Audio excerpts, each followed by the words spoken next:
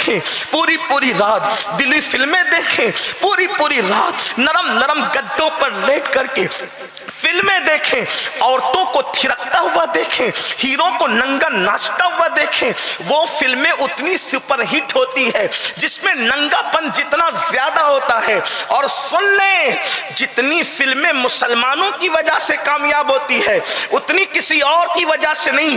میں آسان لب و لہجے میں آپ کو بتاؤں، آپ تحقیق کر لینا اور غور کر لینا، رمضان المبارک میں فلم والے کوئی نئی فلم نہیں نکالتے۔ آپ غور کرنا، کیوں نئی فلم رمضان شریف میں آتی ہے؟ نئی فلم رمضان شریف میں کیوں نہیں آتی؟ پورے ہندوستان میں دیکھ لو کیوں نہیں آتی ہے؟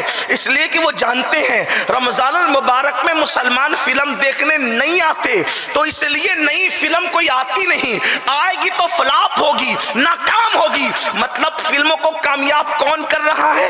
تم۔ اب آپ سے پوچھنا چاہتا ہوں، ایک مہینہ فلم نہ دیکھو تو مارکیٹ میں نئی فلم نہیں آتی، اگر پوری زندگی دیکھنا چھوڑ دو تو انشاءاللہ اس برائی کا خاتمہ ہو جائے گا۔ لیکن پتہ نہیں ہماری قوم کو کون سا زوم ہے، ہماری قوم کو کون سی بے فکری ہے، ہماری قوم کو کون سا خیال ہے جس نے ہماری قوم کو آخرت سے بے پرواہ کر رکھا ہے، آخرت سے بے فکر کر رکھا ہے۔ یاد رکھنا، دنیا کے اندر وہ قوم کبھی اللہ کی خشیت کی طرف نہیں آ سکتی، دنیا کے اندر وہ قوم کبھی عبادت کی طرف راغب نہیں ہو سکتی، دنیا کے اندر وہ قوم کبھی ترقی کی راہ کی مسافر نہیں بن سکتی جس قوم کے اندر فکر آخرت نہ ہو، اللہ رب العزت کی بارگاہ میں جواب دینے کا تصور نہ ہو۔ یاد رکھیں، اللہ کے حبیب علیہ السلام نے جو قوم نمک اور کافور میں فرق نہیں کر سکتی تھی، ان کے دلوں میں فکر آخرت پیدا کر کے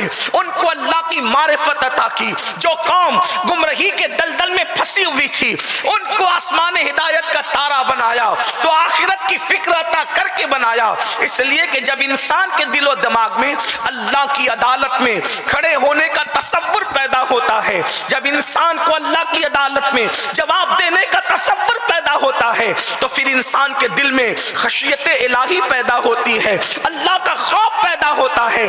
یاد رکھو اے میری قوم کے جوانوں، ایک دن وہ آنے والا ہے جس کو یوم آخر کہتے ہیں، یوم آخرت کہتے ہیں، اور اللہ کی عدالت میں کھڑے ہونا ہے۔ قرآن کہتا ہے اَيَحْسَبُ الْإِنسَانُ أَن يُتْرَكَ سُدًى، کیا انسان یہ تصور کرتا ہے کہ اس سے حساب نہیں لیا جائے گا؟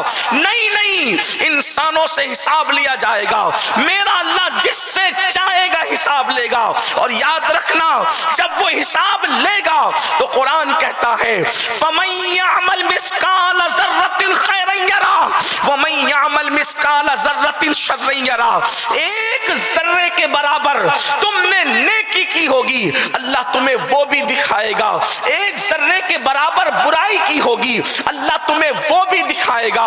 صحابہ کرام نے پوچھا یا رسول اللہ صلی اللہ علیہ وآلہ وسلم، ہمارے ماں باپ آپ پہ قربان، اللہ ہم سے کس کس چیز کے بارے میں حساب لے گا؟ وہ کیا کیا حساب لے گا؟ تو میرے کریم آقا غیب داں نبی صلی اللہ علیہ وآلہ وسلم نے فرمایا تم نے کسی کی دیوار کو کھرچا ہوگا اور تمہارے ناخن میں جو دیوار کی مٹی آئی ہوگی، اس مٹی کے بارے میں بھی اللہ تم سے پوچھے گا، اس مٹی کے بارے میں بھی اللہ تم سے سوال کرے گا۔ بڑی معذرت کے ساتھ سنیو، منبر پر بیٹھ کر کے یہاں جنت کی بشارتیں سنانا آسان ہے، لیکن خدا کی بارگاہ خدا کی بارگاہ ہے۔ آؤ تھوڑا قیامت کی سیر تصورات کی دنیا میں کریں، قرآن اور حدیث کی روشنی میں۔ میں بہت دیر تک، میں نے پہلے ہی کہا، گفتگو نہیں کروں گا، لیکن تصور کریں یہاں سے لے کے وہاں تک۔ بڑی معذرت کے ساتھ اگر میرے جملے برے اور تلخ لگے تو معاف کر دینا، بڑی معذرت کے ساتھ۔ دنیا کی زندگی کتنی ہے اس کی کوئی گارنٹی نہیں ہے، لیکن اس کے لیے کتنی تیاریاں ہیں۔ آخرت کے لیے کیا تیاری کی ہے، آخرت کی فکر کیا کی ہے؟ اللہ اکبر۔ آج یہ تھوڑا سا آخرت میں ہونا کیا ہے اس کا تصور کرتے ہیں۔ ایک بات آپ سے کہتا ہوں، خوش فہمیوں کی دنیا الگ ہے، حقیقتوں کی دنیا الگ ہے، شاعری کی دنیا الگ ہے، حدیث مصطفیٰ کی دنیا الگ ہے، کہانی قصوں کی دنیا الگ ہے، قرآن مقدس کی آیتوں کی کائنات الگ ہے۔ اللہ اکبر۔ آئیے ذرا ہم اپنی فکر کر لیں۔ بہت بے فکر ہو گئے، نماز نہیں پڑھیں گے پھر بھی جنتی ہے، رمضان المبارک کے روزے نہیں رکھیں گے پھر بھی جنتی ہے، زکوٰۃ چور بنیں گے پھر بھی جنتی ہے، زکوٰۃ نہیں دیں گے پھر بھی جنتی ہے، عورتوں پہ پاپ کی نظریں ڈالیں گے پھر بھی جنتی ہے، اللہ اکبر چوریاں کریں گے پھر بھی جنتی ہے، مسجدوں کو ویران کریں گے پھر بھی جنتی ہے۔ یہ کیسی جنت لکھا کر کے لائے ہو؟ حالانکہ ہم تو قرآن میں دیکھ رہے ہیں کہ نبی کا بیٹا بھی اگر نبی کے نقش قدم سے ہٹ رہا ہے تو قرآن نبی کے بیٹے کو جہنمی کہہ رہا ہے، اور لیسا من اہلک کہہ کر نبی سے اس کے رشتے کا خاتمہ کیا جا رہا ہے۔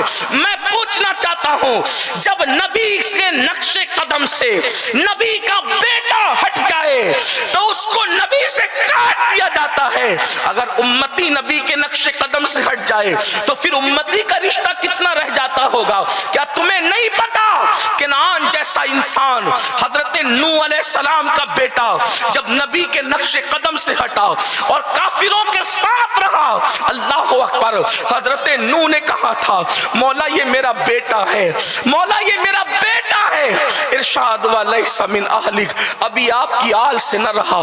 مسلمانوں، میری قوم کے جوانوں، پوری رات زنا کے مناظر دیکھنے والے دیکھیں، پوری رات دلی فلمیں دیکھیں، پوری رات نرم گدوں پر لیٹ کر کے فلمیں دیکھیں، عورتوں کو تھرکتا ہوا دیکھیں۔